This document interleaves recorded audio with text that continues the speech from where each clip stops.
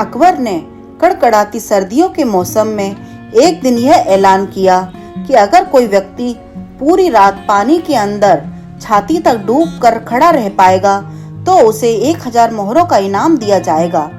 इस चुनौती को पार करना काफी कठिन था, पर फिर भी एक गरीब ब्राह्मण अपनी बेटी के विवाह के लिए धन जोड़ने की खातिर तैयार हो गया।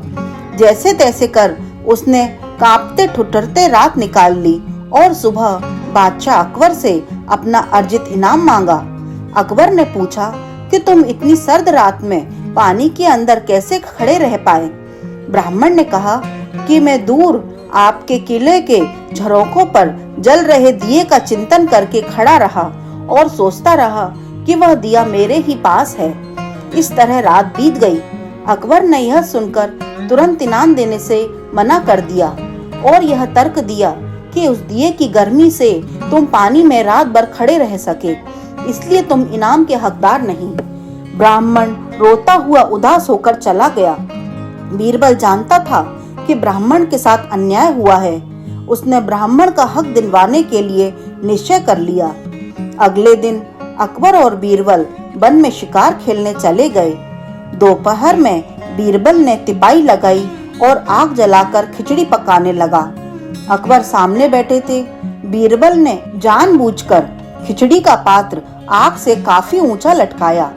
अकबर देखकर बोल पड़े, अरे मूर्ख, इतनी ऊपर हांडी को तपन कैसे मिलेगी? हांडी को नीचे बांध वरना खिचड़ी नहीं पकेगी।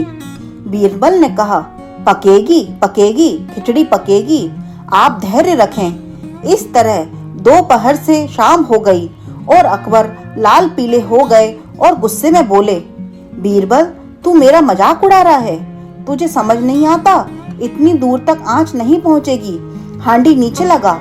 तब बीरबल ने कहा, अगर इतनी सी दूरी से अगर खिचड़ी नहीं पक सकती तो उस ब्राह्मण को आपके किले के झरोखे पर जल रहे दिए से ऊर्जा कैसे प्राप्त हुई होगी?